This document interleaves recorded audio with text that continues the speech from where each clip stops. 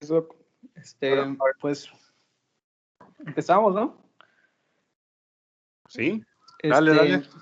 Bueno, compañeros, vamos a hablar hoy del trauma medular y vamos a entrar un poco en contexto, ¿no? Vamos a hablar primero un tantito de la anatomía. Tenemos que recordar que la médula espinal está cubierta o protegida por esta estructura que es la columna vertebral, que a su vez está compuesta por 33 vértebras, que son 7 cervicales, 12 dorsales, 5 lumbares, y el sacro y el coxis. Estas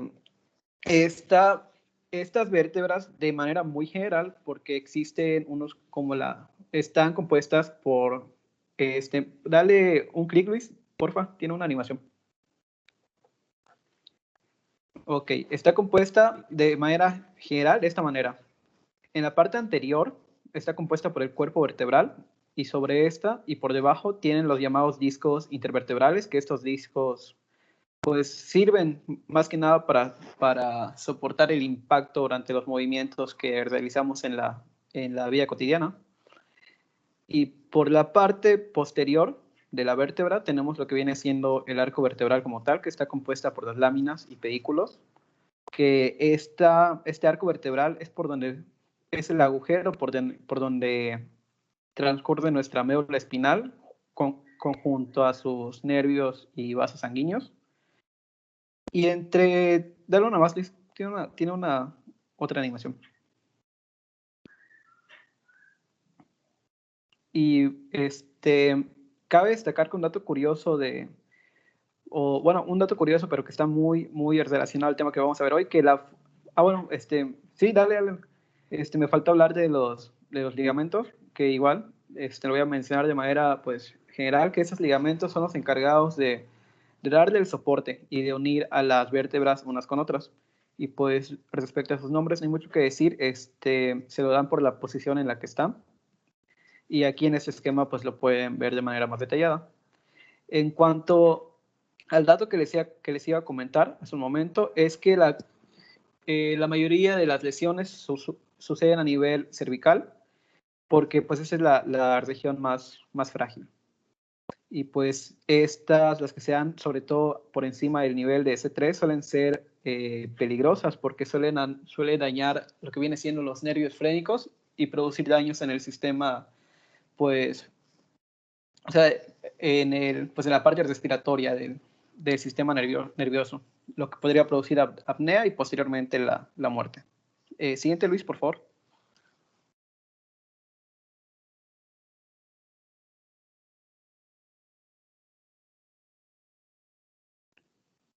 ¿Sí se me escucha? Creo que se trabó mi internet. Ya. No, sí se escucha. Gracias, ya. Es que no cambió. Ya respecto a la anatomía de la médula espinal como tal, tenemos que su origen está a partir del extremo caudal del bulbo arqueillo, en el foramen magnum, y pues finaliza a nivel de L1, con el cono medular, y debajo de este tiene la llamada caudequina. Y de manera útil para la clínica son 3 tractos los que podemos pues evaluar de manera clínica, que son el corticoespinal lateral, el espinotalámico y las columnas dorsales. Y la manera de evaluarlo es la siguiente, con esta tablita. Siguiente, Luis, por favor. Aquí está. Tenemos en esta tablita se muestra el tracto como tal, la ubicación, su función y el método de ensayo para la clínica. Respecto al corticoespinal, la función es el de controlar de manera voluntaria pues la musculatura del mismo lado del cuerpo. Y el método de ensayo es por contracciones musculares voluntarias o la respuesta involuntaria a los estímulos dolorosos. Respecto al tracto espinotalámico, este es el encargado de transmitir dolor y sensaciones térmicas al lado opuesto del cuerpo. Y pues en el método de ensayo de estos es por medio de los pinchazos, como vimos en la clase de hace un ratito. En cuanto a las columnas dorsales, estas llevan más que nada el sentido de propiocepción del cuerpo, y la manera de evaluarlo es a través de, no sé si alguna vez le llegaron a ver, yo me imagino que que fue cuando te decían que para sentir la posición sobre ti mismo, ¿no? Que separa tus dedos e intenta tocar tu nariz. Y pues ese es un ejemplo.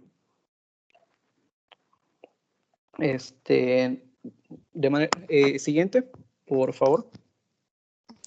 Dame un segundito. Ahí sí. Tengo yo un comentario que siempre les hago cuando, cuando me enseñan esta tablita es del ACLS, ¿no? Creo.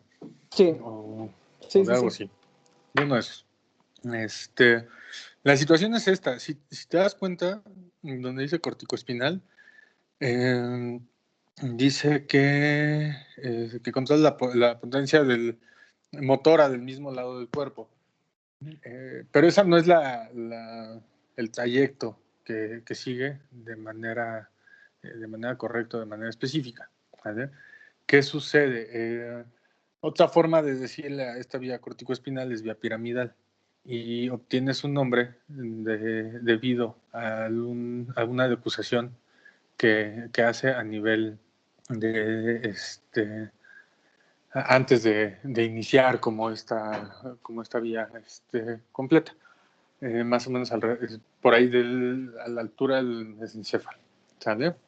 ¿Qué es lo que hace? Vienen las vías, se entrecruzan, el 90% pasan al lado contrario, y el 10% sí terminan bajando por ese mismo lado. Pero eso no significa que él controle el mismo lado. Si tú te vas al origen de esa vía corticoespinal, es decir, inicia en la corteza, ¿vale? Entonces no controla la potencia motora del mismo lado del cuerpo, sino que es del lado contrario. Esto es importante porque algunas patologías verán que debes de contemplar la vía completa. Al final del día, si tú hablas del sistema nervioso central, pues tienes que buscar el origen de cualquier estructura y la terminación de esta. La médula espinal está contemplada dentro de este sistema nervioso central como una unidad completa, junto con el bulbo y, por supuesto, con la corteza cerebral, ¿sale? Entonces ahí es importante esa parte, y siempre les puntualizo esa particularidad que no me encanta de esa tablita de las LS. De por sí no me encanta de esos manuales, pero bueno, esa es una. Ahora, habla también ahí de potencia, ¿cómo dice? Potencia motora, ¿no? Del mismo lado del cuerpo. La realidad es que no, y ahorita que empecemos a ver la clínica, entonces vamos a ver por qué está equivocada. Esa vía corticoespinal o vía piramidal, ¿vale? Cuando se lesiona, su evolución natural es generar un síndrome de neurona motora superior, ¿vale? Que está caracterizado por ¿qué? A ver si se acuerdan. Alguien que se acuerde qué caracteriza a un síndrome de neurona motora superior. ¿Quién dice yo? Era Babinski, ¿no? Por el efecto. Ok, alguien levantó la mano, pero esta cosa no me deja ver muy bien quién. Sí, no sé quién fue primero, Jaime o Dianey. Hola, ¿me oyen? ¿Oigo? Sí. Sí te escuchas, Rodri. Perdón, es que está fallando mi internet. Doctor, con respecto al comentario que hizo, es que cuando leí esa tabla igual me confundí precisamente por lo que comentó, pero ya, bueno, como que tratando de forzar, como que de querer entender por qué lo pone de esa manera, lo pensé como que están viendo que como la lesión es medular, no estás tomando como al revés la vía, ¿no? En vez, no del origen hacia abajo, que es corticoespinal, ¿no? Sino antes, ya después de la decusación. Entonces, si tienes la lesión en un cierto nivel medular, pues la la función motora que va a estar perdida, pues va a ser de ese mismo lado. Ok. O algo así, o sea, como que traté de entenderlo de ¿Tú, esa forma porque tú, sí me ma- tú causó confusión. manejas, Rodrigo? No, ¿No? Ok. Bueno, si tienes audífonos sí, con cable, de estos de los que usamos los viejitos, ¿sí? sí. Ok, perfecto. ¿Cuántos pines o cuántos cables tiene la conexión que va directo al teléfono o a donde lo vas a conectar? ¿Uno o dos? Mm, creo que uno. Ok. Entonces, si en algún momento se te descomponen y bueno, ya con la parte que va a los oídos, entonces ya se divide y ya son dos. ¿Estamos de acuerdo? Sí, Ok, si se te descomponen los audífonos y tú necesitas revisarlos porque amas esos audífonos y te costaron una lanísima, ¿vale? Y entonces no los puedes cambiar y vives y te fuiste de vacaciones a Tizimín y no vas a encontrar nada, ¿vale? ¿Qué harías? ¿Revisarías todo el cable de los audífonos o revisarías nada más la parte final donde tiene la bocina y la parte que se conecta?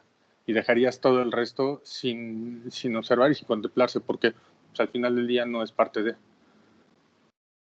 pues lo revisaría todos. Ok, perfecto. Entonces eso mismo vas a hacer toda tu vida en la medicina, ¿vale?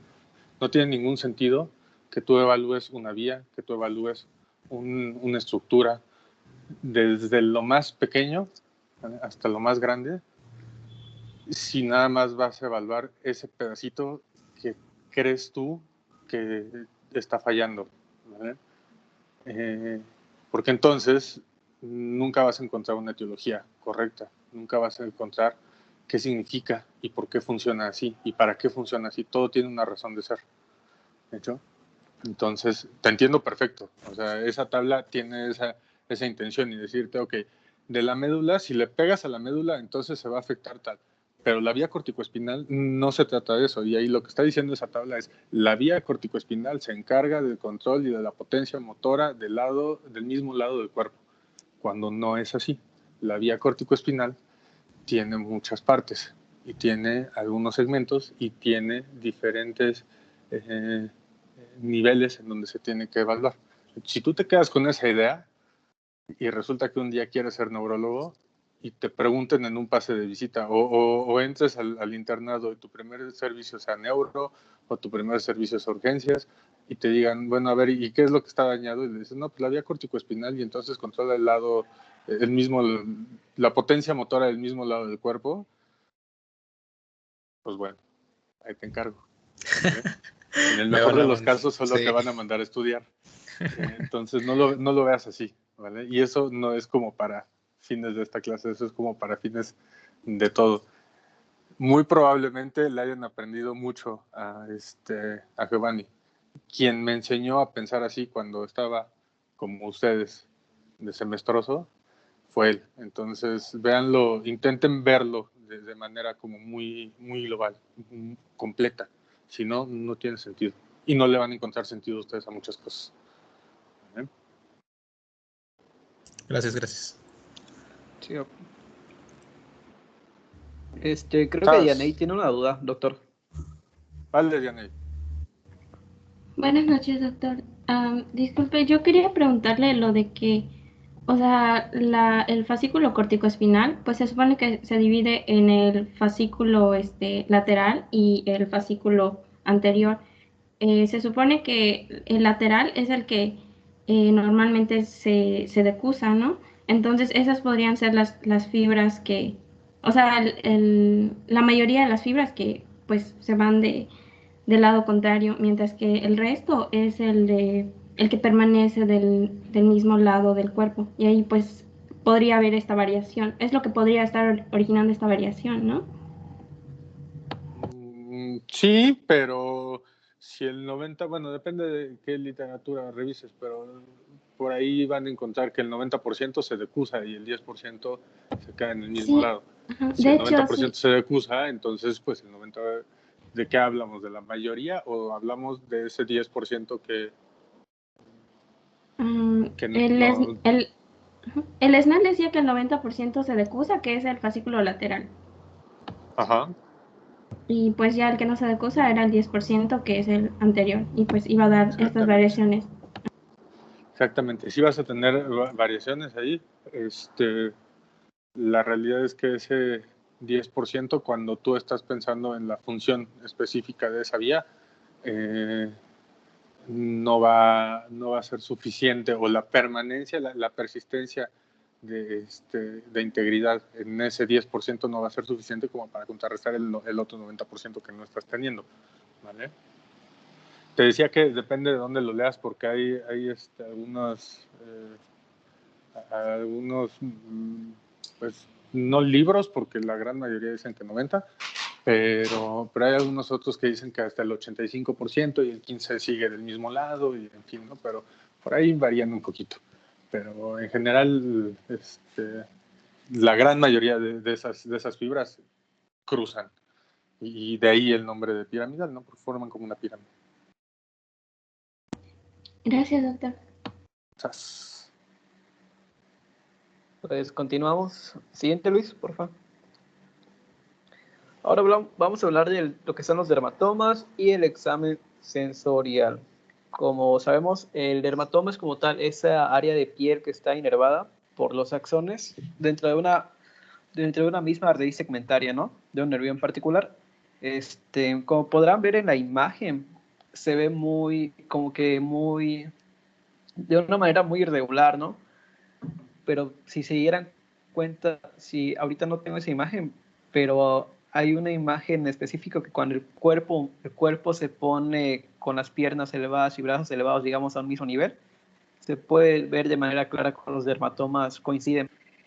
Y pues la manera de cómo evaluar, la función de estos dermatomas es para evaluar la sensibilidad, y tienen sus características. Siguiente, Luis, por favor. Y aquí está la tablita de donde dice pues el nervio espinal y el área que suele inervar. Esta es una tabla y pues la pueden ver con más calma después. Siguiente, Luis, por favor.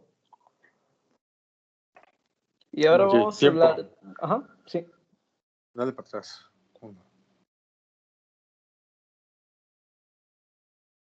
No sé si ahí siga Crucito, no, creo que no. Bueno, sí, por ahí anda.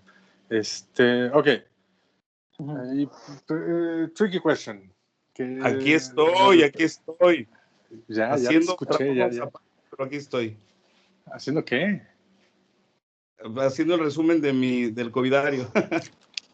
Bueno, haz bien tu entrega, no te vayan a regañar. Bueno, por ahí dice, si tú te vas a tu esquemita, entonces empieza por ahí en C2, ¿no? Sí. Y de repente, pero si te vas al de la derecha, el que queda atrás, el de la derecha dice C1, luego C2, C3, C4. Es que yo leí por ahí que mayormente en lo del área cervical varía mucho de persona a persona.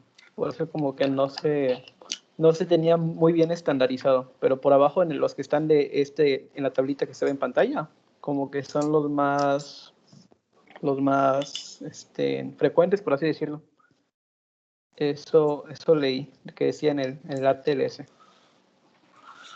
Ok, y entonces C1 no inerva nada nunca jamás. No, sí, inervan de hecho, pues en la parte más que nada de la superior, ¿cómo puede decir? ¿Superior de qué? O sea, la cabeza. Ok, ¿quién le ayuda? Sí, vi varias manos levantadas.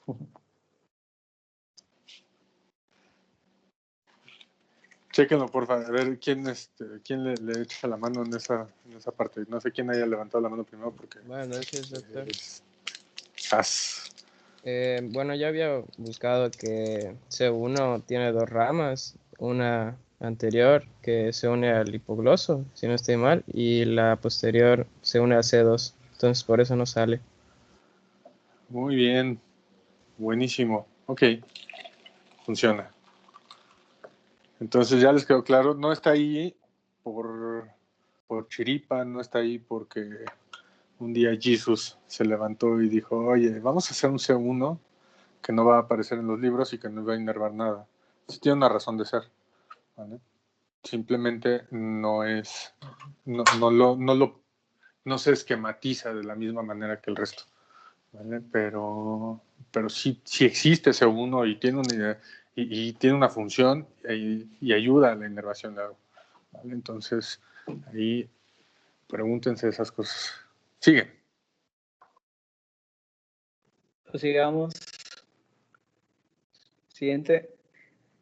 Y pues ahora hablar de los miotomas, ¿no? Que el miotoma es básicamente los grupos de fibras musculares que en esta ocasión están inervadas por los nervios espinales. Y esto no significa que un nervio inerva un músculo, sino que cada músculo puede estar inervado hasta por 2 nervios, pero por fines de practicidad se toman como que el grupo de músculos representativos o el músculo representativa. Como en la tablita, por ejemplo, pues está en el C5 con el bíceps braquial y su función es la flexión del codo. Pero para fines clínicos, la manera de evaluar pues, la función muscular es por medio de la escala de Daniels, que mide la fuerza muscular. Dale al siguiente. Luis tiene una animación. Y es esta la escala, que va de 0 hasta los 5 puntos, donde 0 es la parálisis total del nervio y el 5 es la fuerza normal. Y pues tiene un ítem que es el NT, que es no examinable. Pero hay una excepción a esta regla, que es para el esfínter anal externo, que este debe ser probado para la contracción voluntaria por examen digital. Y aquí me surgió la duda, Doc, en cómo se hace esta prueba de examen digital. ¿A qué se refiere con eso? Ok. La importancia, la relevancia del examen digital es muy grande cuando tú estás evaluando a un lesionado medular. ¿Por qué? Porque si nos vamos a criterios de diagnóstico, la presencia de sensibilidad y la presencia de contracción justamente del esfínter anal es lo que te va a dar es lo que te va a dar como la clasificación y por ende el diagnóstico. Es decir, las lesiones medulares completas por definición no van a tener no van a tener sensación en segmentos sacros y no van a tener tampoco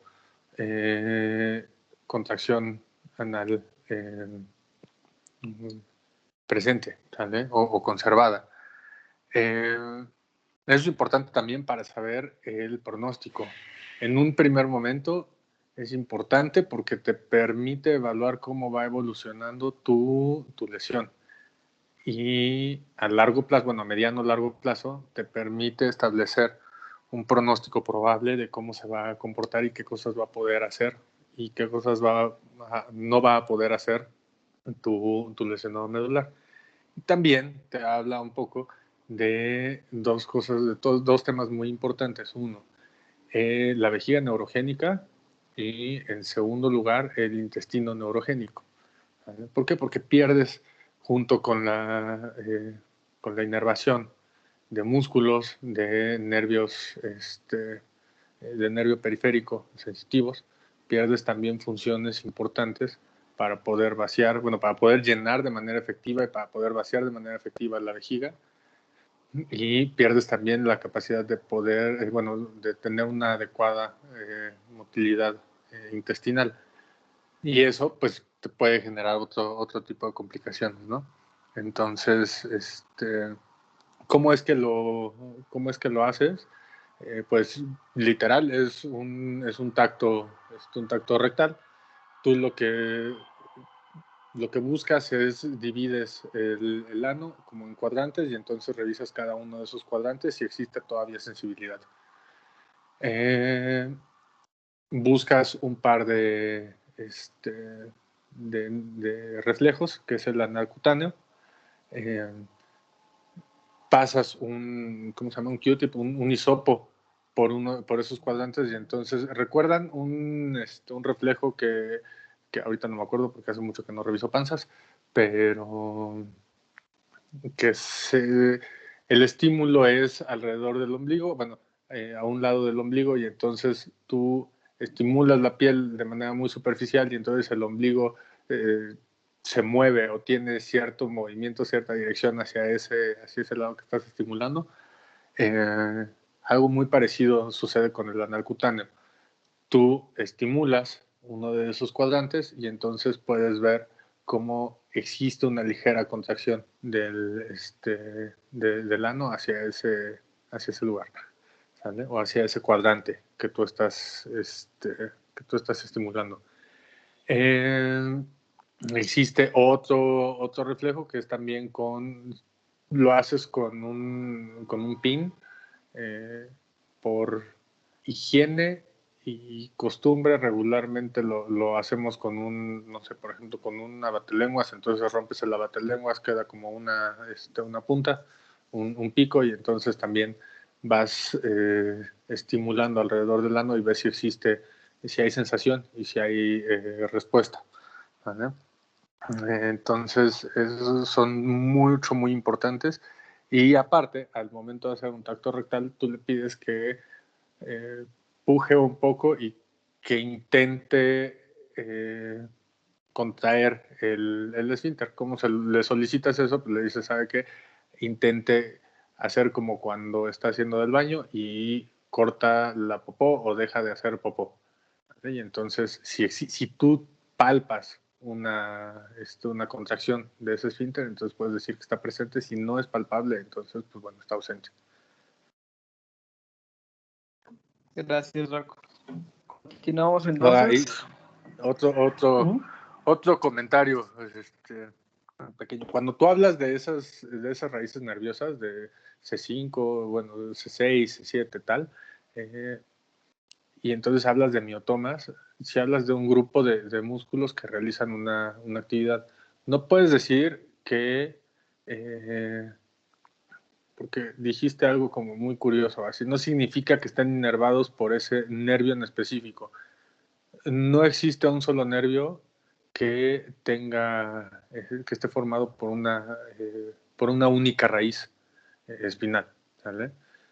Si te acuerdas, C5, C6, C7, C8, T1 forman el plexo braquial, ¿sale? Y de ahí se divide en troncos, y de ahí se va dividiendo, y entonces termina dando tu nervio periférico, el radial, el mediano, el cubital, ¿vale? Y entonces tú no puedes hablar de un nervio cuando estás citando o cuando estás buscando la raíz. En algún momento, quienes se dediquen a algo así, no sé, quienes sean igual rehabilitadores u ortopedistas o neurólogos, quizá también se dediquen a hacer una exploración que sea como mucho más dirigida hacia el nervio periférico, y también incluirán en esa exploración pues como algo muy general, mucho más grueso, ¿no? Que es explorar por miotomas, entonces, y por dermatomas. Entonces, cada uno de esos nervios terminales o nervios periféricos van a tener un trayecto, van a tener músculos a los que inervan, músculos muy específicos, ¿vale? Van a tener un territorio sensitivo, si es el caso, ¿vale? Pero no puedes hablar de raíces como nervios. Sí, ok, es dormido. Siguiente. Y bueno, aquí tenemos una herramienta que es de la Asociación Americana de Lesión Espinal, que esta más que nada sirve para documentar todo el examen que le vamos a hacer, tanto sensorial como motor, pues al paciente en cuestión. Y es una tabla bastante completa, como se puede apreciar. Esta imagen, por si lo quieren checar más a detalle, la saqué del ATLS, ahí se puede ver más completa. pero sirve para evaluar de manera muy minuciosa al paciente, y con base a los resultados que vayamos obteniendo podemos determinar pues vamos a decir, la gravedad y cómo esperamos que le pueda ir a este paciente. Y no sé si tiene algún comentario que hacer acerca de esta herramienta, Doc. No, de hecho es lo que se utiliza hoy en día, ¿no? Para poder definir si una lesión medular es completa, incompleta, definir también el nivel neurológico, el nivel sensitivo, el nivel motor. La combinación de ese nivel motor y de ese nivel sensitivo te va a dar el nivel neurológico. ¿Cómo defines nivel motor y cómo defines nivel sensitivo? Tú que viste esta tablita. ¿Me puedes repetir la pregunta? Se medio cortó el audio. Perdón. ¿Cómo definirías, o cómo defines, mejor dicho, nivel motor y nivel sensitivo? Con respecto a la tablita. Ajá. Uy, pues ahí sí le acabo de ver, porque lo que entendí de la tabla es que ahí lo vemos, vamos a comparar tanto el lado derecho como el lado izquierdo, tanto motor como sensitivo. Y por lo que yo entendí, fue que vamos a estar checando tanto, pues, como su nombre indica, sensibilidad de lo que sea sensible, y motor de lo que sean músculos y todo ese tipo de pues, reacciones, ¿no?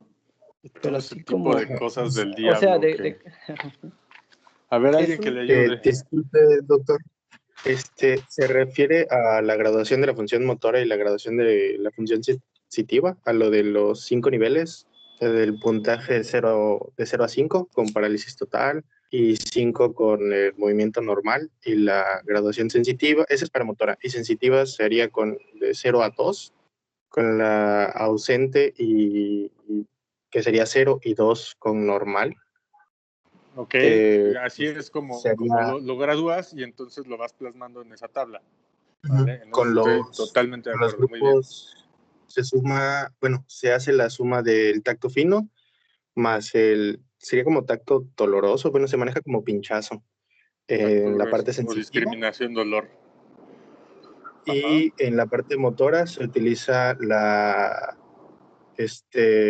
prueba función de músculos clave, que era lo que medio estaban comentando hace rato, de que, por ejemplo, en C5, con los flexores del codo, para C7, extensores del codo, y esto te va a dar un puntaje aproximado para poder clasificarlo en la escala de eficiencia de Asia, que va a ir de A, B, C, D y E. Sin embargo, que va de A, que es una completa, B, sensitiva incompleta, C, motora incompleta, D, motora incompleta y E, normal. Sin embargo, hay una segunda, como una subclasificación que es la la examinación de los músculos no clave, que esto dice que va a ayudar bien a discernir entre los pacientes que son B y C, porque a pesar de los de sensitiva incompleta y motora incompleta, porque dice que puede, por ejemplo, en el paciente C, puede preservar funciones motoras en algunas partes y sensitivas en algunas zonas. Entonces, examinar los músculos no clave de algunas zonas, pues nos puede dar bien una clasificación más exacta de nuestro paciente. No sé ¿Qué si más? a eso me refería. O sea, sí, pero te falta una parte muy importante. Bueno, yo recuerdo que el nivel sensitivo era el nivel hasta el que había función, se conservaba la función. Exactamente. Todo lo que esté por debajo, ¿Y el nivel pues ya motor? se va. Pues sería lo mismo, ¿no? Pero con las funciones motoras, creo. Exactamente. Tú debes de establecer un nivel sensitivo, que es el nivel al que está conservado la sensibilidad de manera íntegra en ambos lados del cuerpo, y debes de buscar un nivel motor, que es el nivel más bajo al que está conservado o al que está preservado la función motora íntegra. Por función motora preservada íntegra hablamos de músculos que estén arriba de 3. Músculos que están en 0, 1 y 2, eso no lo tomamos en cuenta como función motora completa, ¿vale? O función motora íntegra. Y entonces a partir de eso tienes tu nivel neurológico. Ahora, ciertamente tienes que evaluar la sensibilidad de esas dos maneras, la sensibilidad superficial, ¿vale? Y la sensibilidad profunda. ¿Cómo evalúas esa sensibilidad profunda? A través de la discriminación del dolor y la presión, ¿vale? Entonces, para eso sirve el pincito que tienen en sus martillos de reflejos, ¿vale? Su martillo neurológico, ahí trae un pin y entonces eso te sirve para evaluar ese tipo de sensibilidad.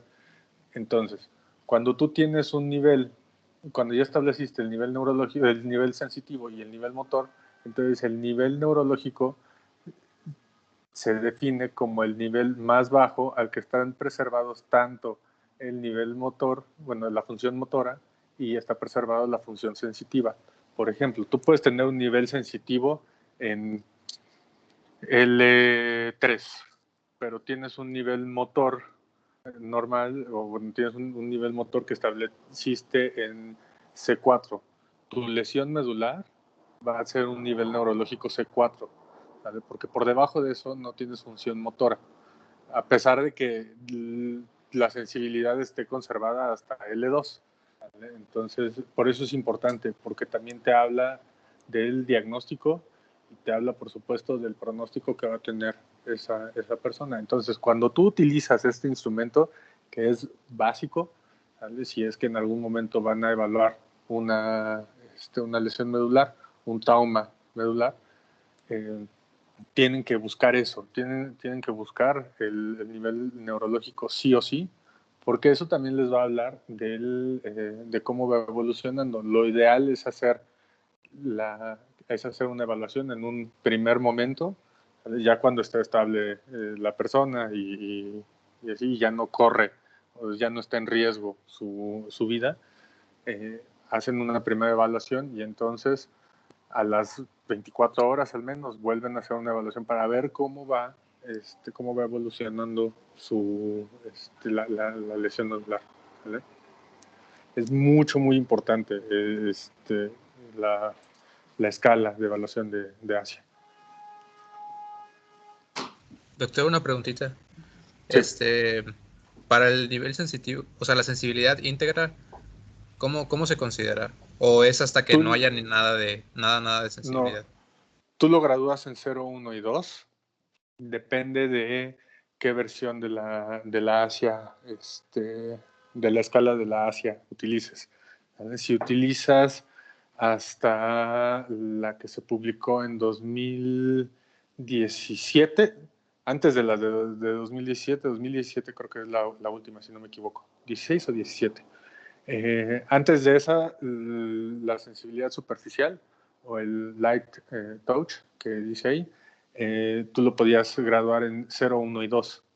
Es decir, 0 es que no hay sensibilidad, 2 es que está conservada, tiene que ser comparativo un lado con el otro, y lo ideal es que compares también ese dermatoma con dermatomas superiores que estén conservados, ¿vale? Y la sensación tiene que ser la misma.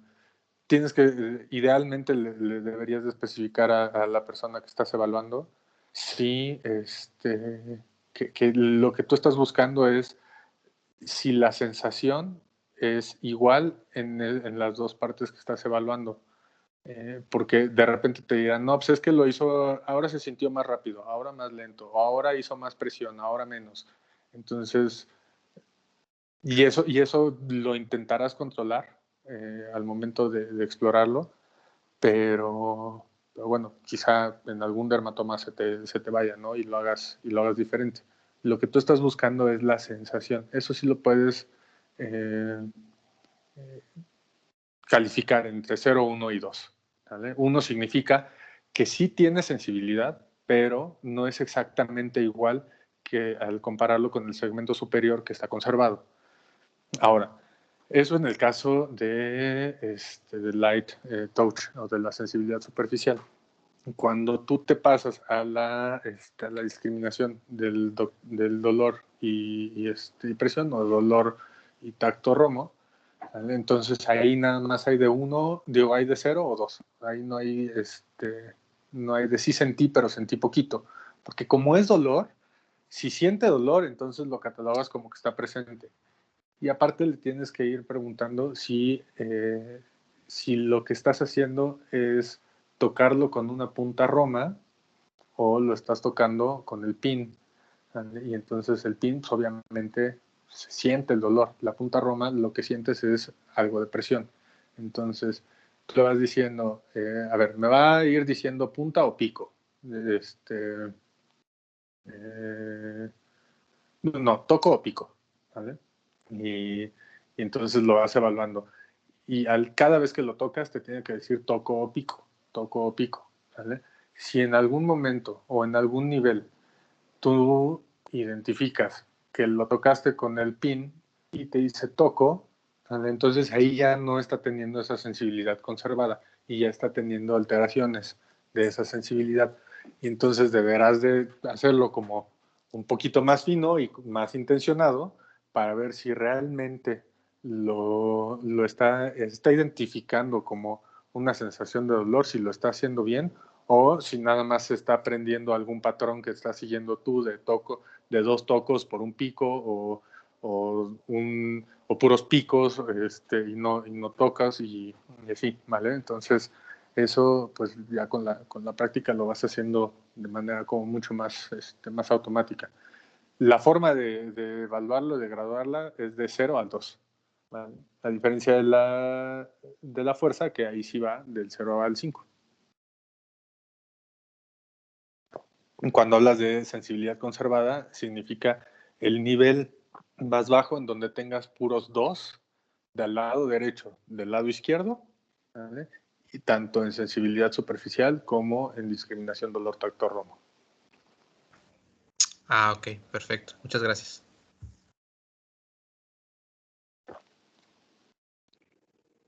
Pues continuamos. Siguiente, Luis, por favor.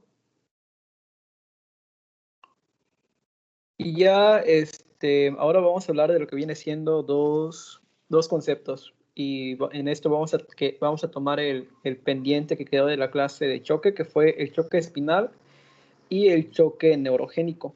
El choque espinal, su definición es la pérdida temporal de la actividad refleja espinal que acontece después de lesión completa o casi completa de la médula espinal. Y por lo que estoy entendiendo, la pérdida de la lesión tiene mucho, o sea, la pérdida de la función tiene mucho que ver con respecto al lugar donde ocurre esta lesión. Y este choque espinal puede causar un choque neurológico si lesiona las vértebras cervicales. Siguiente, Luis. Y aquí es donde empezamos a hablar del choque neurogénico, que suele ser por traumatismos cerrados durante los accidentes automovilísticos, caídas o practicando deportes donde se lesiona la médula espinal, que es mayormente, o sea, este daño se va por encima del T6. Y bueno, también se puede dar por traumatismos penetrantes, principalmente por armas de fuego blancas. Y como les mencioné más o menos al principio de la exposición, es que pues, la columna cervical es la más propensa a lesionarse, seguida por la unión toracolumbar, la torácica y los segmentos lumbares. Y en la siguiente diapositiva les hablo más de la fisiopatología siguiente, Luis, de cómo se da este choque. Este choque es por la ruptura del sistema nervioso simpático. Y al haber la lesión de este sistema del nervioso simpático, pues cancela todas las funciones que este tiene sobre nuestros organismos, principalmente la vasoconstricción. Por ende, vamos a tener una vasodilatación tanto venosa como arterial. Y pues más que nada, esto va a causar como que la reacción en cadena que va a terminar resultando en una disminución del retorno venoso, luego a su vez la disminución del volumen circulante, disminución del volumen cardíaco, del oxígeno que llega, y por ende va a haber deterioro de la perfusión tisular y deterioro en el metabolismo celular que va a terminar por causar pues todas las complicaciones que vimos en el choque distributivo en la clase de sepsis, porque el choque neurogénico como tal es una parte es un tipo de choque distributivo, solo que en ese tipo la sangre como tal se se mantiene en los vasos. Siguiente, Luis, por favor. Y bueno, el cuadro clínico principalmente, o sea, puede ser variable, pero dependiendo de la causa por la que se presente este tipo de choque, ¿no? Pero principalmente va a ser la bradicardia, la hipotensión y con piel tibia y seca. Esto es por la ruptura del sistema nervioso simpático. Y pues la piel tibia y seca es debido a la vasodilatación que existe pues en los vasos sanguíneos. Siguiente, Luis.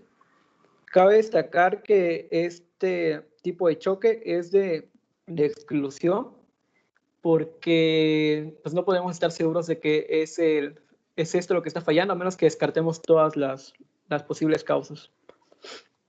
Y respecto al tratamiento, es lo que vimos en clases anteriores, tenemos que asegurarnos bien el ABCD, haciendo énfasis en que en el A también tenemos que establecer la seguridad de la columna cervical, la respiración, circulación, la discapacidad, la exposición. Y Doc, aquí en la parte de restitución de líquidos, yo tengo una duda porque consultaron dos bibliografías, una te decía una cosa y la otra te decía que no. O sea, un libro te decía que sí se debía utilizar líquidos cristaloides, mientras que el ATLS te decía que no se utilizan porque no es que haya una deficiencia de líquidos, vaya, sino que son las venas que ya no tienen, bueno, los vasos sanguíneos que ya no tienen pues el tono simpático. Entonces no habría por qué reponer líquidos a menos que pues lo necesitara, como en caso de un shock por hipovolemia, ¿no? Entonces no sé qué me pueda decir al respecto a este punto. Súper, tienes razón. Ahí hay como tienes que definir muy bien cuál es la causa y por eso es importante que evalúen si realmente es un choque neurogénico, ¿sale? Por pérdida de las funciones de regulación del sistema nervioso autonómico, ¿sale? Si tú tienes una vasodilatación muy importante y no has perdido volumen y le empiezas a meter volumen y lo recuperas, si empiezas a utilizar, no sé, por ejemplo, si utilizas algunas aminas o algo así, entonces lo único que vas a hacer es que lo vas a sobrecargar y al sobrecargarlo, entonces, pues bueno, todas las complicaciones que puedes tener con eso, ¿no? O sea, que te haga un edema pulmonar, que te haga una insuficiencia cardíaca, ¿vale? Porque tiene demasiado volumen circulante. Lo ideal y todas las acciones que se hagan deberían de ir dirigidas a recuperar esa función autonómica, al menos de manera parcial, ¿vale? No está indicado utilizar una cantidad importante de volumen, justo por lo que te decía ahorita.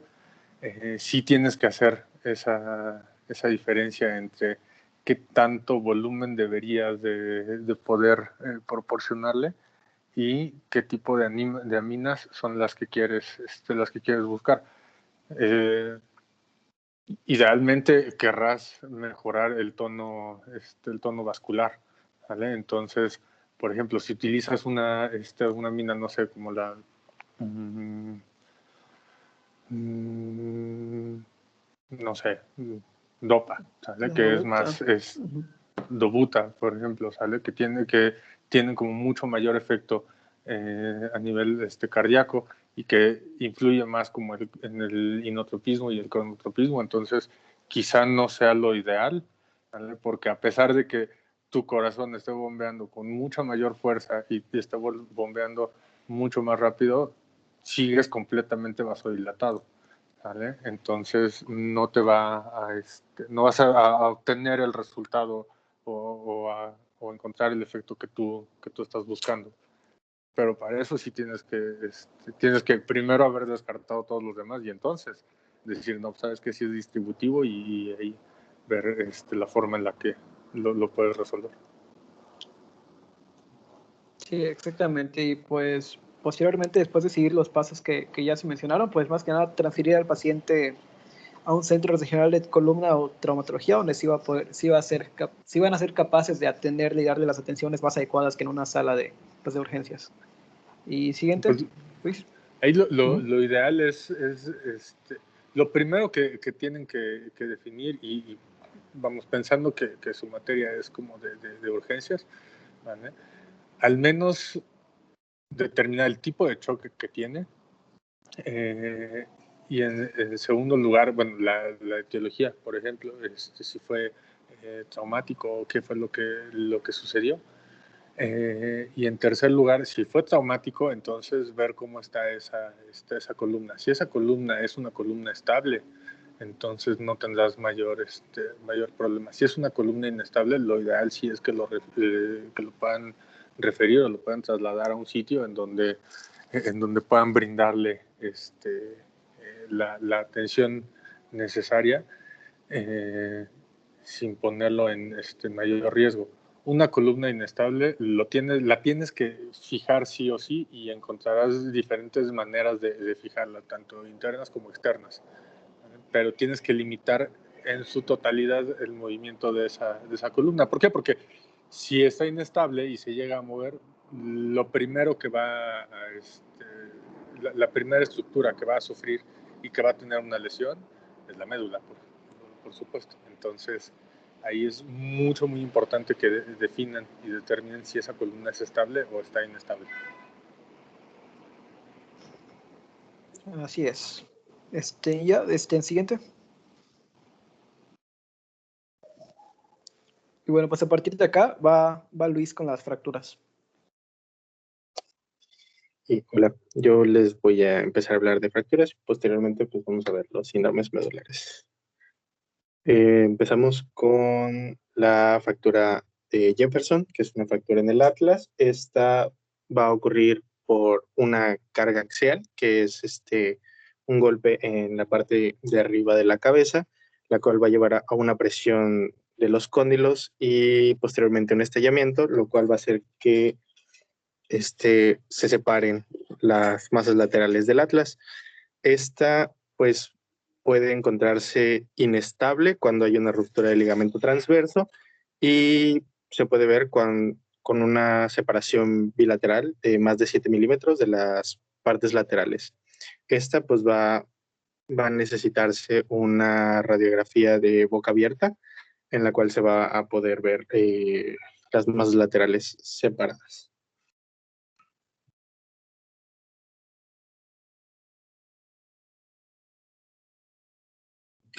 Después tenemos la ruptura del ligamento transverso. El ligamento transverso va a pasar por delante de la cara interna del anillo del atlas y va a cruzar por la superficie posterior de la apófisis odontoides. Va a necesitar un estudio radiográfico del espacio predental y podemos ver 3 situaciones en él. Cuando el espacio es menor a 3 milímetros, podemos decir que pues, se encuentra de manera normal. Cuando tiene más de 3 milímetros de separación, pues va a haber una lesión. Y cuando hay una separación de más de 5 milímetros, podemos hablar de una ruptura del ligamento transverso. Esta le va a pasar mayormente a las personas de edad mayor, cuando generalmente se tienden a caer y caen hacia atrás, que tienen un golpe directo en el occipucio. O por mecanismos de energía muy ¿cómo se llama? De alta energía, ¿no? Bueno, es un golpe en la zona, ¿no? Pues,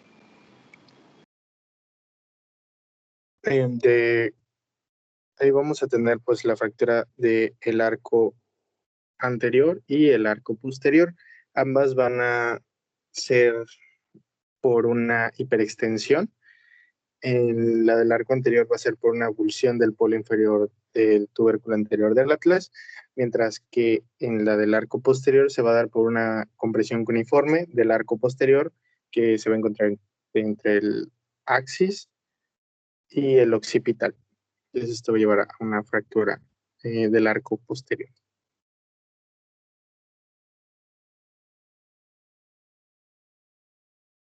Ahí pues tenemos la fractura del axis o de la apófisis odontoides.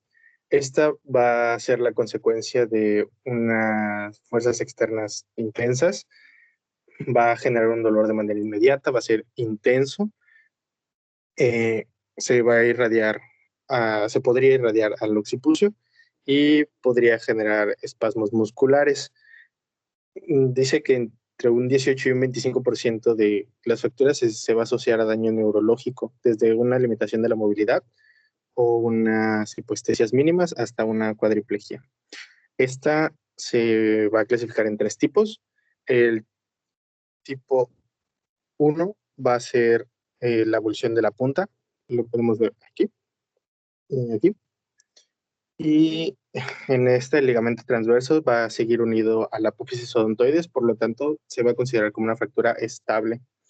En la tipo 2 vamos a tener que la fractura se va a dar en la unión de la apófisis con el cuerpo de C2. En esta pues ya vamos a tener una fractura de manera inestable. Y en la tipo 3 ya va a abarcar una zona superior del axis en la base. Por lo tanto, también va a ser va a ser una fractura inestable.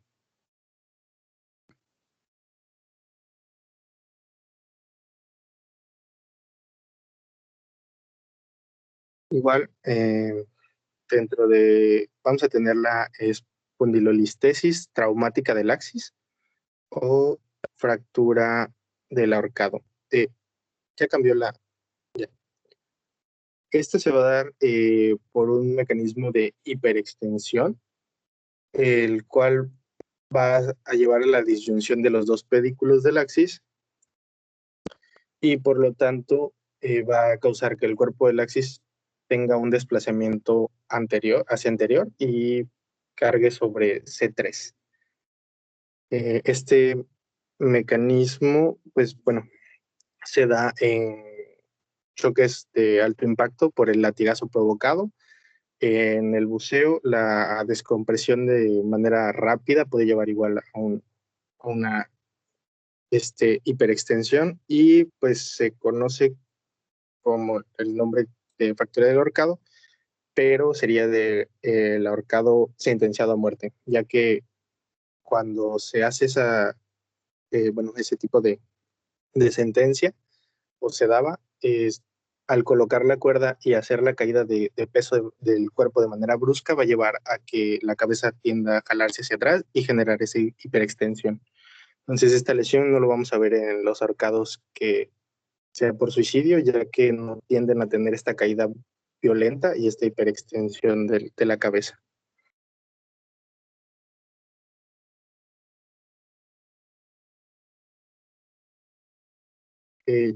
Bueno, vamos a pasar a los síndromes medulares.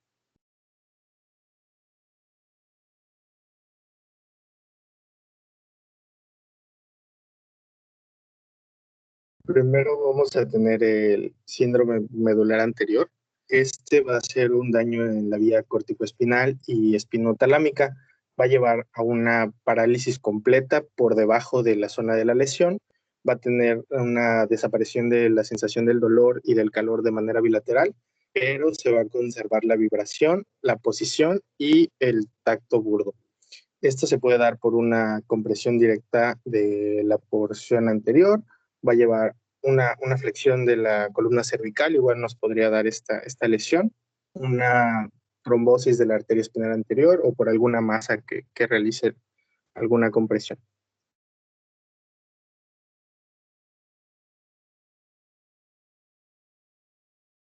Después tenemos el síndrome medular central. Este va a dar una cuadriparesia que va a ser más intensa en las extremidades escapulares que en las extremidades pélvicas. Va a tener una moderada pérdida del dolor y del calor y una disfunción rectal y vesical. Va a generar una parálisis flácida en los miembros superiores y una parálisis espástica en las piernas. Va a dañarlo el fascículo corticoespinal y el espinotalámico. Se puede dar por lesiones de hiperextensión en la gente adulta o en accidentes, interrupción de un flujo sanguíneo de la médula, por alguna estenosis del conducto raquídeo en la porción cervical. También podría darle. ¿Por qué tiene esa distribución? ¿Por qué esa clínica tan característica y la diferencia que hay entre las superiores y las inferiores?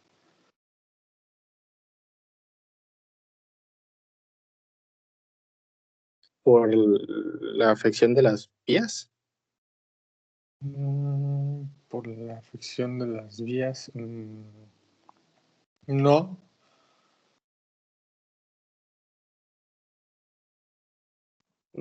No sé, doctor. Ok. La médula tiene. ¿Recuerdas cómo la corteza está dividida en regiones o en zonas? ¿Sí? Sí.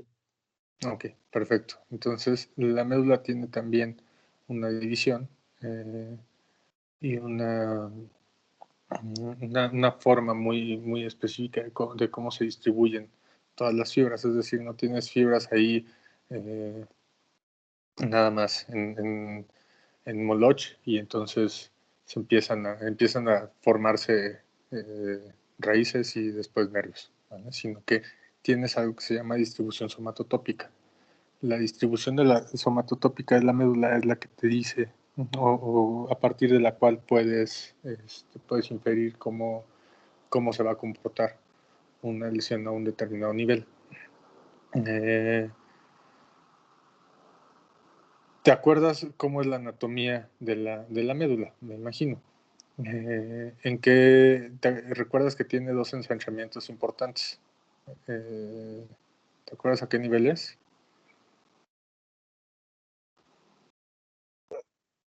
No, doctor. No. Ok, ¿alguien se Los plexos. acuerda exactamente justo en los plexos? Entonces tienes uno importante a nivel C5 cervical, ajá. exacto, C5, alrededor de C4, C5 es donde está. ¿Y abajo? Me parece que pues es en las, creo que el lumbar 3 del... No, un poquito más, un muchito más arriba. ¿Hasta dónde de llega la la de- médula? es hasta hasta el cono medular es hasta el borde inferior de la lumbar, de la primera lumbar. Hasta el borde inferior de la primera. Ok, entre L1 y L2. L2. L2 como de manera general. Entonces te llega hasta L2. ¿Y entonces dónde estará ese ensanchamiento y dónde inicia el plexo lumbar? No me acuerdo muy bien, pero entonces creo que sería pues a nivel de la unión, o sea, toracolumbar entre las últimas torácicas y el inicio de las lumbares. Pues no el inicio de las lumbares, porque L2 podrías decir que es prácticamente el inicio, ¿no? Pero sí más o menos alrededor de un T9, entonces ya tienes como ese ensanchamiento T10, ¿de acuerdo? Y entonces de ahí empieza T11 empieza a formarse tu plexo lumbar. Por ahí tienes todavía cierta representación, ¿vale?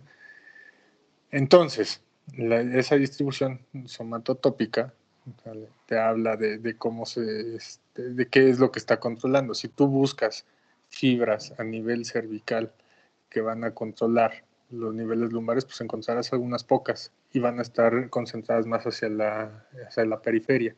Si tú buscas en segmentos cervicales fibras que van a controlar o que van a tener mayor representación en tus extremidades superiores o en tus extremidades torácicas, entonces vas a encontrar una gran cantidad, todas, por no decirlo así, ¿vale? Y que van a estar concentradas hacia el centro. Entonces, cuando tú tienes una compresión por una, no sé, por un desgaste en una persona, en un adulto mayor, ¿vale? O tienes un mecanismo de lesión que afecte directamente hacia el centro de la médula, entonces ahí vas a tener esta distribución característica y esta clínica como muy específica de un cordón central, ¿no? De un síndrome medular central. Si te vas hacia abajo, pues obviamente se va a ir modificando por esa manera y esa distribución que tiene esas fibras. Listo. Gracias, doctor.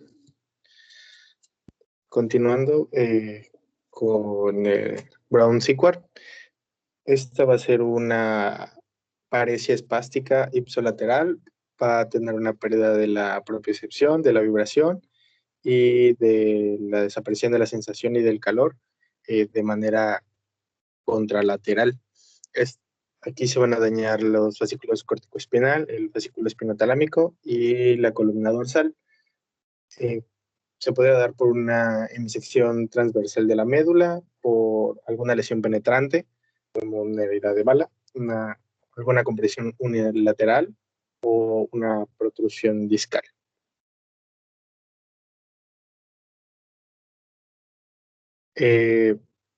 También tenemos el síndrome medular posterior. Este va a tener una anestesia táctil. Hola, hola. ¿Me escuchan?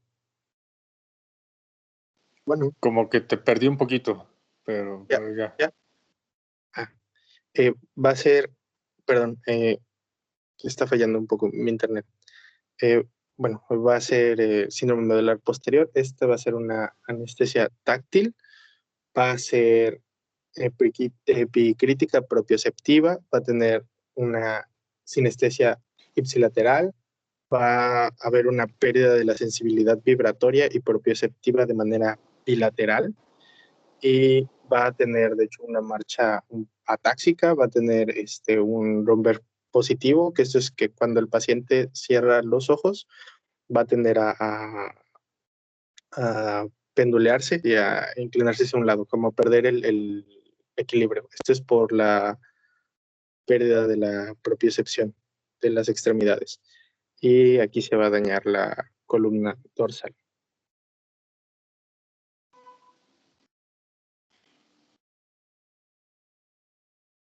Por último, de los síndromes tenemos el de la cola de caballo.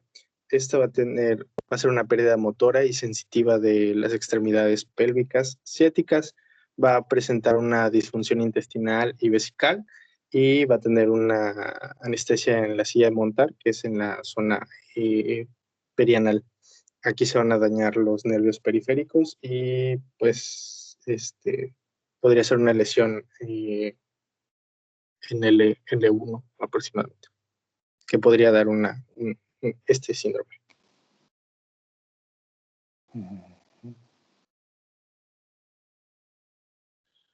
En cuanto al manejo,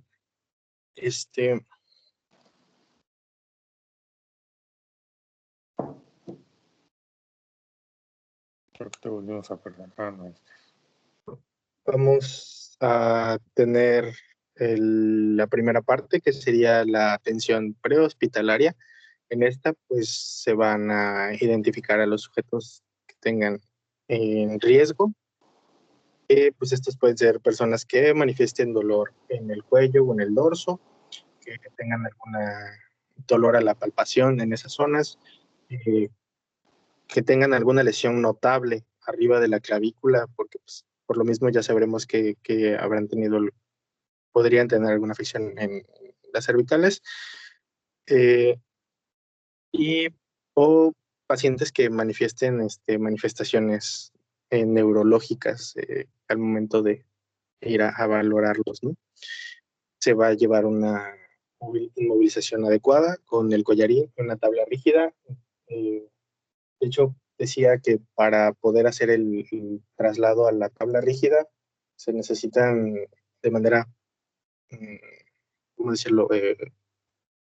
Ideal, 4 personas para poder hacer una rotación en bloque y poder inmovilizar al paciente de la manera adecuada a la hora de trasladarlo a la tabla rígida sin que pues pueda tener alguna lesión extra por manipulación. Posterior a eso, se va a llevar al servicio de urgencias. En este vamos a tener que se tiene que hacer el control inmediato de la función respiratoria, la exploración neurológica, soluciones cristaloides en caso de que se necesite. Usted ya comentó de que pues, se debe de checar bien qué tipo de choque tiene para evitar más complicaciones. Se realiza la colocación de una sonda vesical. Esto es para poder llevar el conteo de gasto urinario y poder evitar una distensión vesical posible. También, en caso de que los pacientes presenten alguna paraplegia o cuadriplegia, se puede utilizar una sonda gástrica para poder evitar una broncoaspiración o una distensión. Posteriormente, pues se va a llevar el análisis T si requiere una radiografía, un estudio radiográfico, y pues los medicamentos y el tratamiento. La exploración neurológica se debe de dar, dice que en la medida de lo posible, se realice antes de la intubación o de la sedación del paciente. Sin embargo, pues lo primero que debemos de llevar es el control inmediato de la función respiratoria. Los pacientes que pues tengan alguna lesión a nivel de C5 para arriba, de la quinta vértebra para arriba, van a necesitar una intubación endotraqueal, ya que, pues, creo que ya lo había comentado mi compañero David, las ramas de C3, C4 y C5 van a dar el nervio frénico que va a inervar el diafragma, entonces podría tener una respiración con los músculos accesorios, sin embargo, en un momento va a caer en paro respiratorio por cansancio de estos músculos y por la parálisis del diafragma. Incluso, leí que los pacientes que tienen lesiones de C3 para arriba llegan a, dependiendo de la situación del accidente y todo, pero pueden llegar a morir en la escena del accidente debido a la apnea.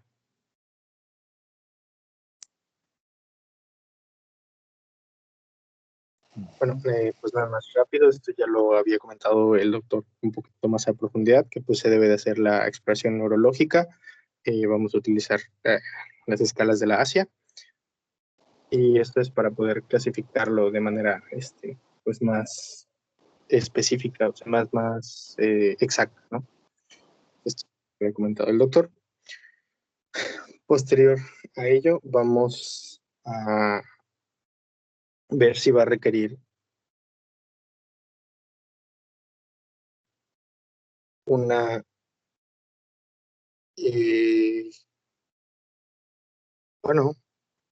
hola. Como que se está cortando, pero regresas. Entonces me quedé en va a requerir una. Ok, imagen radiográfica.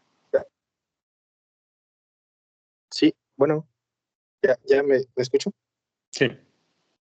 Bueno, va a requerir, se debe de hacer el análisis de si el paciente va a requerir un estudio radiográfico, y se utiliza la guía canadiense y el estudio de Nexus, que eso es para poder verificar si va a requerir algún estudio radiográfico.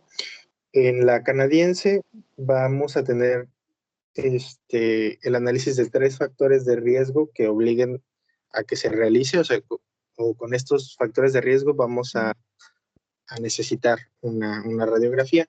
En estos tenemos que el paciente sea mayor a 65 años, que tenga alguna parestesia en las extremidades o que presente algún mecanismo peligroso de lesión. Dentro de los mecanismos peligrosos de lesión tenemos que es caída por arriba de 1 metro de alto, una lesión por carga axial, que lo mismo que es un golpe en la parte de arriba de la cabeza, alguna colisión a alta velocidad, que el paciente haya sido arrollado o que haya salido proyectado del vehículo, alguna colisión con vehículos recreativos también podría llevar también es considerado como un mecanismo peligroso de lesión o por lesión por bicicleta. Si tiene estos 3 factores, vamos a mandarle a hacer estudios radiográficos. En dado caso de que no los tenga, se va a hacer un segundo análisis de los factores de bajo riesgo. En estos vamos a ver si la valoración va a ser segura en los arcos de movimiento. Va a tener como factores una colisión sencilla de vehículos desde la parte trasera del mismo, que sea un impacto de la parte trasera del vehículo. Vamos a tener a las personas que van a poder sentarse o que sean ambulatorios. El dolor de cuello de un inicio tardío, o sea que en el momento no presentaba un dolor, pero posteriormente sí lo llegó a presentar. Y si tiene alguna ausencia del dolor a la palpación, en la línea media del cuello. Si presenta alguno de estos factores, vamos a ver, posterior a ello se va a llevar una revisión de una rotación activa del cuello del lado izquierdo y derecho. Si la puede realizar, no va a requerir radiografía. Si no la puede realizar, pues se le estaría indicando un estudio radiográfico. También tenemos la Nexus. En esta, pues vamos a tener 5 criterios de riesgo bajo. Estos son la ausencia del dolor a la palpación en la línea media cervical, que esté consciente y alerta, que no tenga signos de intoxicación etílica, la ausencia de un déficit neurológico focal o la ausencia de una lesión que pueda distraer el dolor. Si no presenta ninguna de estos riesgos, pues se va a llevar a radiografía. En caso de que sí presente alguno de estos riesgos, pues sería mejor no realizar la radiografía.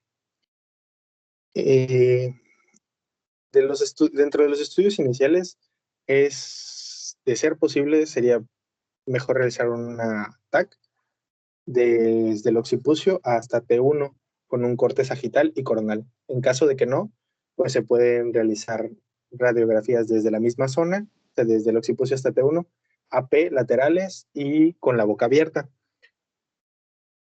Y si presenta una radiografía normal, pero tiene un dolor en el cuello, se podría utilizar una resonancia magnética por posible lesión en los tejidos blandos por algún hematoma o alguna hernia. Y pues el 10% de los pacientes que presenten alguna fractura en la vértebra van a tener una segunda lesión, pero que no es continua, o sea, no se encuentra continua. Podría estar situada en otro lado.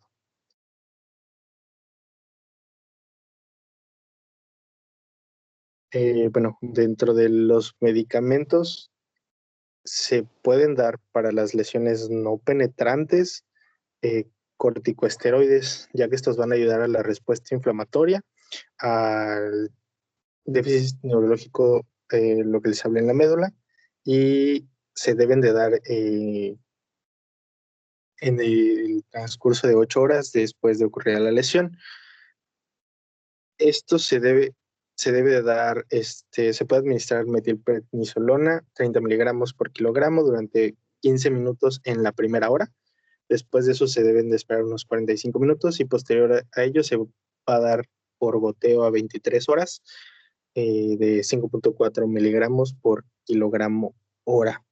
Esto es utilizado para las lesiones no penetrantes, ya que una lesión penetrante como en herida de bala podría aumentar el riesgo de infección. En el caso de las lesiones penetrantes se van a dar antibióticos de amplio espectro de manera IV y en caso de ser necesario un abordaje quirúrgico. Para pues, las lesiones por bala en la columna, pues tenemos este diagrama donde se va a dar una estabilización inicial con los antibióticos por vía intravenosa y se va a ver si el trayecto de la bala fue de manera transabdominal. Si fue, pues va a requerir una operación y un lavado de la trayectoria de la bala. En caso de que no, se va a realizar su valoración quirúrgica. Se va a ver si se encuentra estable o sin un déficit, o si tiene un déficit neurológico progresivo. De ahí, pues vamos a, se podría realizar la descompresión quirúrgica, o en caso de que se vea que tiene una raquis estable o no, en el caso de los que se encuentren estables o sin déficit neurológico, pues se va a ver si no está estable, se haría la estabilización quirúrgica, y en caso de que sí esté estable, pues los cuidados locales de la herida o el tratamiento sintomático por la herida de bala como tal.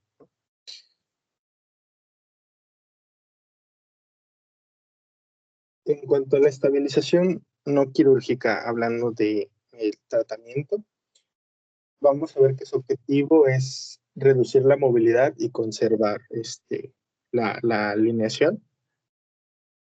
Y vamos a poder dividir la columna en 3 áreas, que es la cervical, la dorsal y la lumbar. De estas, pues se van a utilizar diferentes órtesis para poder ayudar en la estabilización. Las cervicales van a ser las más fáciles de inmovilizar, las más sencillas, ya que de una manera externa, ya que pues no tienen, ¿cómo se llama? Hay menos estructuras que eviten que se adhiera como tal la ortesis a la columna, o sea, que haga una fijación estable en comparación con las otras 2 zonas. Y pues tenemos que dentro de ellas, dentro de la estabilización no quirúrgica, podemos presentar complicaciones como dolor, presión o pérdida de la función muscular por atrofia, por un desuso. No sé si usted quiere comentar algo, doctor.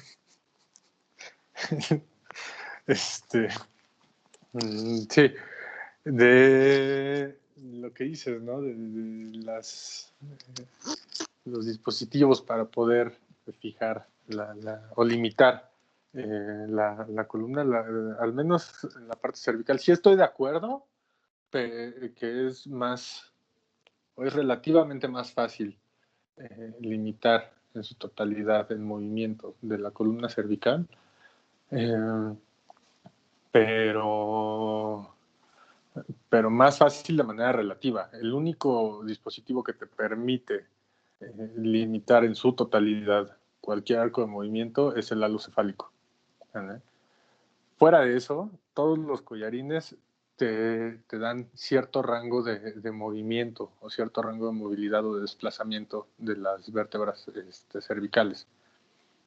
Por ejemplo, si tú pones un collarín blando de esos, por el ejemplo, el que tiene el chavito de la foto de abajo, eso no te sirve de nada. Eso es para sacar al muchacho a pasear. Con una correa, por supuesto. Un collarín de tipo Filadelfia, que es más o menos como el que tiene la mujer de la derecha, es un poquito diferente, porque el Filadelfia te restringe, o me parecía que te restringe un poco más, por los puntos a donde se fija. Pues sí, mira, pero te restringe más o menos en alrededor de creo que si no me equivoco era como 30% del movimiento, es decir, todavía tienes 70% de movimiento permitido de tu rango de movilidad de la columna cervical, aunque pareciera que no, pero todavía te puedes mover, y entonces eso hace que se pueda desplazar, y eso hace que una columna aparentemente estable se convierta en una columna inestable, con todos los problemas que ya hablamos hace un ratito, ¿vale? Entonces, ciertamente es más sencillo fijar de manera externa una columna cervical, pero Sencillo porque tienes un dispositivo que te lo permite, no porque sea sencillo o no porque sea técnicamente sencillo. ¿Vale? Y en los segmentos más abajo o más hacia caudal, la parte torácica es complicado. Es el segmento que mayor movilidad tiene de toda la columna, y a pesar de que puedes utilizar órtesis de diferentes tipos o corsets como el que pones aquí en la foto, esa no es una órtesis, ese es un corset.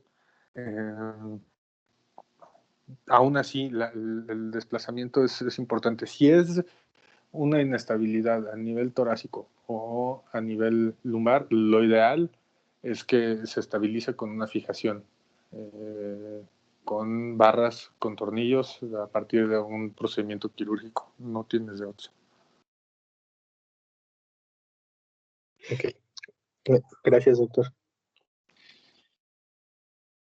Y pues hablando de el tratamiento operatorio, que por último, bueno, leí que existen dos vertientes o existe como este duelo entre los que hablan que pues el tratamiento operatorio te va a dar una inmovilización temprana en pacientes politraumatizados, puede disminuir problemas pulmonares, úlceras en la piel, trombosis venosa, los que pues comentan que es bueno, ¿no? Y hay otros que dicen que un tratamiento operatorio podría empeorar las funciones neurológicas por la manipulación que se vaya a dar y que si se ve a largo plazo no tendría un mejor desarrollo o se trataría de una mejor manera que los que hayan sido tratados de una manera no operatoria. Sin embargo, todos concuerdan o se dice que se concuerda que un deterioro neurológico progresivo sí es una indicación para un tratamiento operatorio. No, Hay bueno, en ortopedia, existe algo que ellos llaman, y que incluso ya se ha extendido como a otras especialidades quirúrgicas que ven propiamente trauma, que es algo que llaman un second hit, ¿sale? O un segundo golpe. Les dicen, lo ideal, si puedes evitar un procedimiento quirúrgico justo después de un traumatismo, lo ideal es que lo difieras, ¿vale? Porque si no, al final del día estás generando una lesión más y un probable proceso proinflamatorio al intervenir a tu paciente en ese momento, ¿no? Cuando no pone en riesgo la vida y entonces podrías esperar, por ejemplo. Si es no sé, si es una fractura de un hueso largo, no sé, de radio, de cúbito, si es una fractura de tibia, si es una fractura de fémur que no te esté sangrando mucho, en fin, si lo puedes diferir, difiérelo, porque si no puedes empeorar como el estado general de tu paciente. Lo mismo sucede en estos casos. Si lo puedes diferir y si tu columna no está completamente inestable, hazlo. Si la columna está muy inestable o, como dices, tienes datos de que vaya empeorando su estado neurológico, pues entonces no tienes de otra y lo ideal es hacerlo lo más rápido que se pueda. Por eso es importante lo que les decía, tener un ASIA al principio o en un primer momento y entonces repetirlo al menos a las 24 horas y a las 48 para que puedas ir viendo de qué manera se está comportando esa lesión y si va progresando a la mejoría o si va perdiendo algunas otras funciones, ¿vale? Que eso es como muy, muy importante. Ahora, que no existe una diferencia entre uno y otro, pues depende mucho de cuál es la etiología.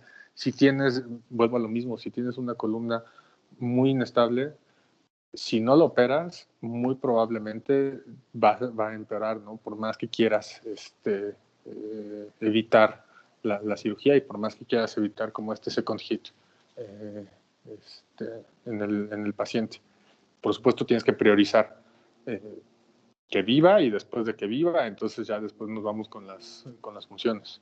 Si no está estable tu paciente, entonces no tiene ningún sentido que lo forces a un tratamiento quirúrgico.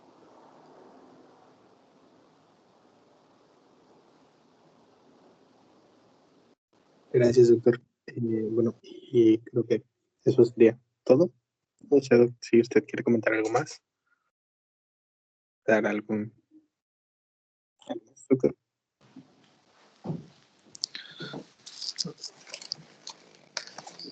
Perdón, es que ya hace frío aquí. Yo llevo prácticamente 2 años viviendo en Acapulco. Entonces, de Mérida a Acapulco no hubo mucha diferencia y cada vez que vengo a la Ciudad de México me congelo. Pero bueno, esa es otra cosa. Entonces, lo que quiero que les quede como muy, muy bien grabado es uno, cómo va a ir evolucionando. Hace ratito cuando empezábamos les decía, bueno, ¿y cómo se va a comportar una lesión medular, ¿no? O cómo esperarían que se comporte. Si bien el Asia, o bueno, la escala de la Asia, perdón, es muy importante, también es muy importante que puedan ir viendo el momento en el que va cambiando y cómo son esas fases de una lesión medular. ¿Vale? Inicialmente, por la pérdida súbita de todas las funciones motoras, sensitivas, autonómicas por la lesión, encontrarán, por ejemplo, pueden encontrar anestesia, pueden encontrar una parálisis flácida, pero eso no significa que se vaya a comportar de esa manera, excepto en casos muy particulares, por ejemplo, en una herida por proyectil, por arma de fuego, ahí, fuera de que el proyectil pueda afectar las estructuras óseas de la columna, el mayor daño se debe a la temperatura, ¿no? Y, que genera ¿Alguna vez han comido tuétano? Seguramente sí. Es una sustancia gelatinosa, eso es la médula. Entonces, si ustedes la someten a una temperatura muy alta como la que tiene un proyectil por arma de fuego, esa lesión es inmediata, ¿no? Y entonces, y aparte, se afecta no nada más el nivel al cual fue el proyectil, sino 1 o 2 niveles arriba, 1 o 2 niveles abajo. Algo parecido pasa, por ejemplo, con las lesiones que son vasculares. Hablaban hace ratito de cómo es la irrigación de la médula espinal. Y entonces resulta que mi arteria espinal me va a irrigar o me va a dar aporte al nivel al que yo lo estoy encontrando, pero también me va a dar un aporte sanguíneo a niveles por arriba de donde yo lo estoy buscando. Entonces quizá, y hacia abajo, entonces quizá si yo tengo una lesión de este tipo, pues bueno, ese aporte no se afecte tanto y no sea una lesión tan grande.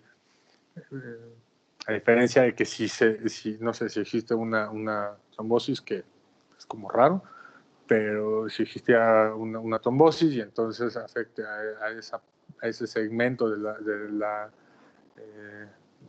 la arteria vertebral o de la vasculatura, entonces pues bueno, también va a afectar a diferentes niveles y eso se va a comportar un poquito diferente.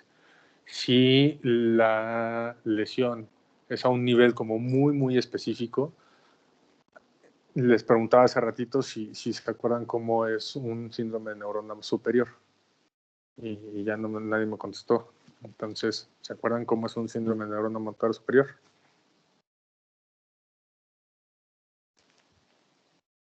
Yanei. Bueno, Rodrigo empezó a decirlo, pero creo que igual preguntó otras cosas, pero era con el signo de Babinski y pues se veía también espasticidad, hiperreflexia, debilidad muscular. También podría verse afectado el reflejo cromastérico. Pero depende, eso depende del nivel, ¿sale? Por ejemplo, el reflejo de Babinski es un reflejo primitivo, que es de obligada desaparición, o no tanto de obligada desaparición, sino que a partir del mejor control motor se va enmascarando, ¿vale? Y una mayor madurez de esa vía corticoespinal. Lo mismo sucede en segmentos superiores, ¿vale? Tú muy probablemente se acuerden de un reflejo que es palmomentoniano.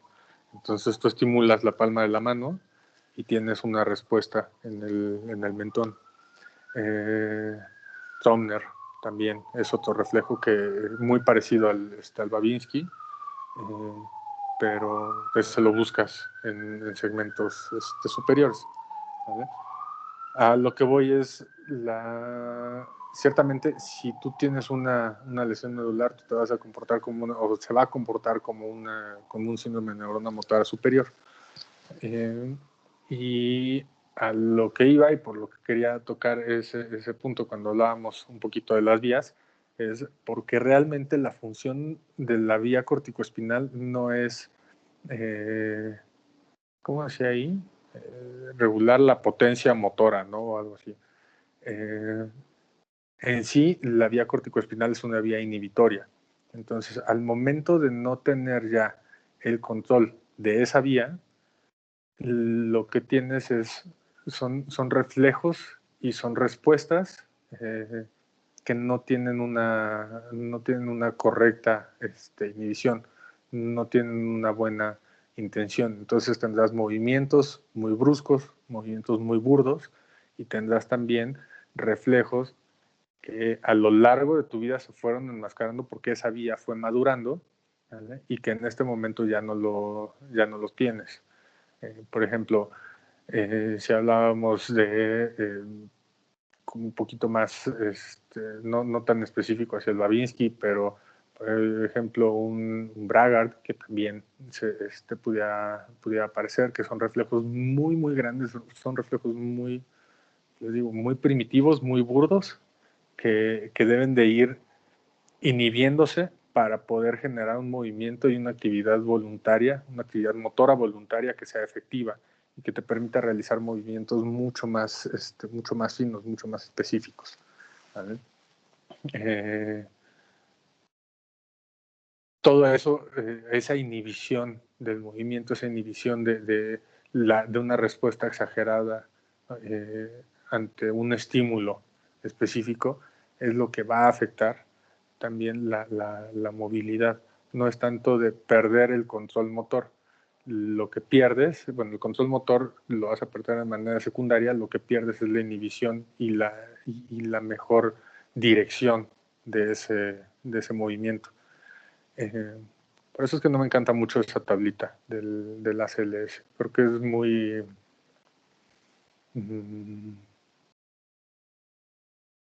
creo que es muy general. Y lo ideal es que se haga como más específico. Es como muy para médicos. No para médicos, ¿vale? Pero bueno, acuérdense que el BLS, el ACLS,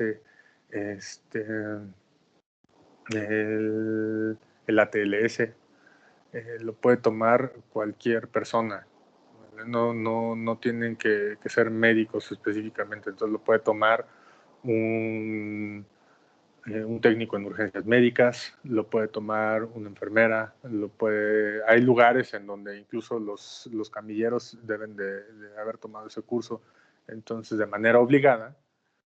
Es un curso que debe de estar en idioma o en lenguaje muy comprensible para personas que tengan conocimientos más básicos, no lo que se esperaría de ustedes.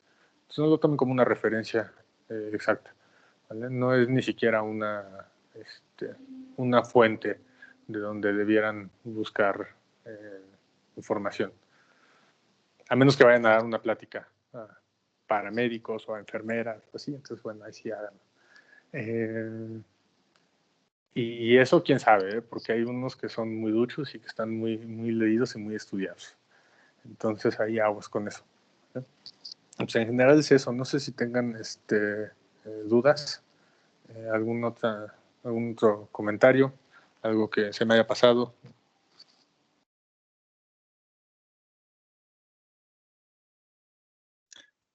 Creo que no, doctor. Creo que todo bien. Muchas gracias por apoyarnos con esta clase.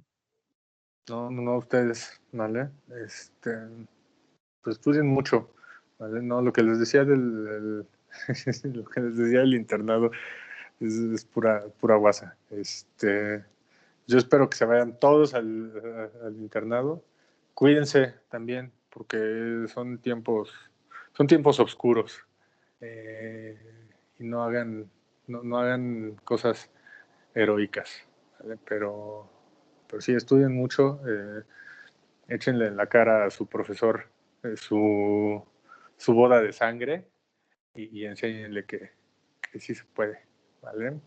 Cuídense y cualquier cosa, pues ahí Talito tiene mi contacto, entonces si en algo yo les puedo ayudar ahora o después, con gusto, sin mayor problema. Muchas gracias, doctor. Gracias por todo, doctor. Muchas Gracias, Doc. gracias, Doc. Gracias. Cuídense. Doctor. Hasta luego, Muchas doctor. Que tenga gracias. buena noche. Gracias. El doctor Talito dijo que, bueno, ya no se encuentra, creo. Nos dijo que ya se iba, entonces yo creo que ya acabamos. Ahorita le mando un mensaje. Bye. Adiós. Bye.